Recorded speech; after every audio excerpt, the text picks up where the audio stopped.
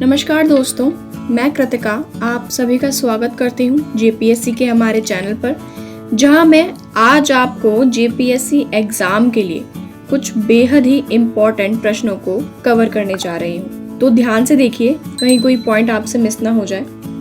हमारा पहला प्रश्न है, निम्नलिखित में से कौन सा रथ मंदिर सबसे छोटा है?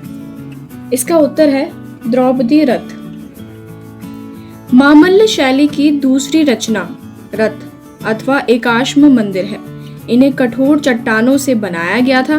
रथ मंदिरों का आकार अन्य कृतियों की अपेक्षा छोटा होता है। यहाँ के रथों में सबसे छोटा रथ मंदिर द्रौपदी रथ है, जबकि धर्मराज रथ सबसे अधिक प्रसिद्ध है। इसी के साथ हम अपने अगले प्रश्न की तरफ बढ़ते हैं, जो है चित्तौड़ का कीर्ति स्तंभ का निर्माण किसने कराया था?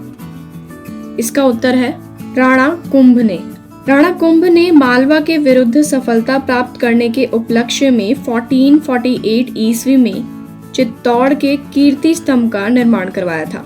उसने संगीत पर 3 पुस्तकें लिखी। उसका साहित्य से भी लगाव था। उसने गीत गोविंद पर टीका भी लिखा था। चलिए बढ़ते हैं हम अपने अगले प्रश्न की तरफ, जो है घड़ी अथवा ग्रहकर लगाने वाला दिल्ली का प्रथम सुल्तान कौन था? इसका उत्तर है अलाउद्दीन खिलजी। अगर हम इसके उत्तर की तरफ बढ़ें तो इसका उत्तर है अलाउद्दीन खिलजी, यानी घड़ी अथवा ग्रहकर लगाने वाला दिल्ली का प्रथम सुल्तान अलाउद्दीन खिलजी था।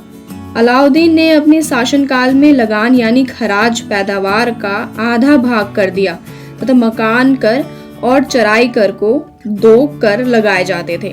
चलिए बढ़ते हैं हम अपने अगले प्रश्न की तरफ, जो है किस मध्ययुगीन सुल्तान को आगरा शहर की नींव डालने एवं उसे सल्तनत की राजधानी बनाने का श्रेय जाता है? जिसका उत्तर है सिकंदर लोदी। सिकंदर लोदी ने 1504 ईसा में राजस्थान के शासकों पर अपने अधिकार को सुरक्षित रखने के लिए आगरा के रूप में नवीन नगर बसाया। फिरोज शाह तुगलक ने जौनपुर नगर की स्थापना भी की थी। हमारा अगला प्रश्न है, इब्न बतूता भारत में किसके शासन काल में आया था? जिसका उत्तर है मोहम्मद बिन तुगलक, यानी रहला का रचयिता अब्दुल्ला मोहम्मद उर्फ इब्न बतूता 1334 में मोहम्मद तुगलक के समय भारत आया और 14 वर्ष भारत में रहा।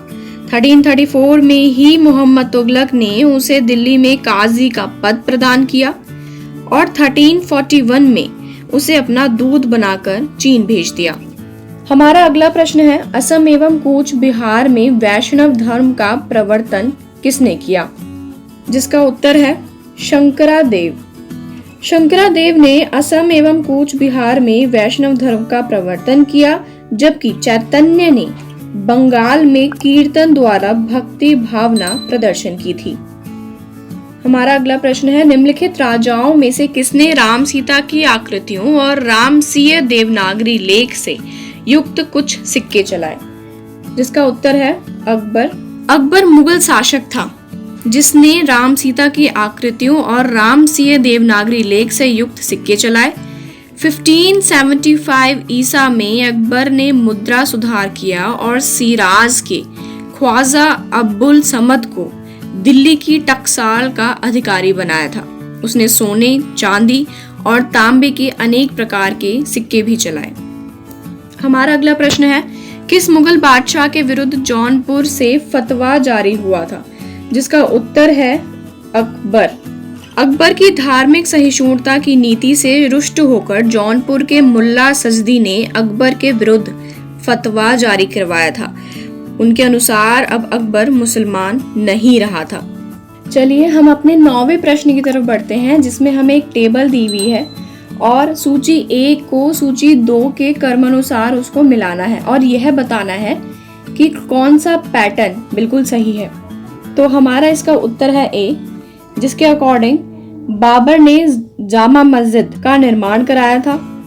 फिर हुमायूं ने दिल्ली में दीन पनाह का तथा अकबर ने फतेहपुरी सीकरी में जहांगीर महल और अकबर ने मकबरे को शादरा आगरा में पूर्ण करवाया था। चलिए हम अब अगले प्रश्न की तरफ बढ़ते हैं। निम्नलिखित में से कौन हैदराबाद के स्वतंत्र राज्य का संस्थापक था? जिसका उत्तर है असद खां। हैदराबाद में आसफ शाही वंश के प्रवर्तक चिनकिलिच खां थे, जिन्हें प्रायः निजामुल कहा जाता था। सम्राट मोहम्मद शाह ने उसे दक्कन का वायसराय नियुक्त किया तथा आसफ शाह की उपाधि प्रदान की। आसफ शाह ने दक्कन में स्वतंत्र राज्य की नींव भी डाली थी।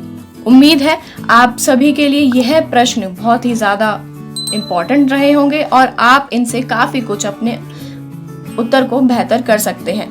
तो तब तक के लिए और प्रश्नों को जानने के लिए बने रहिएगा प्रभात एग्जाम के साथ। नमस्कार।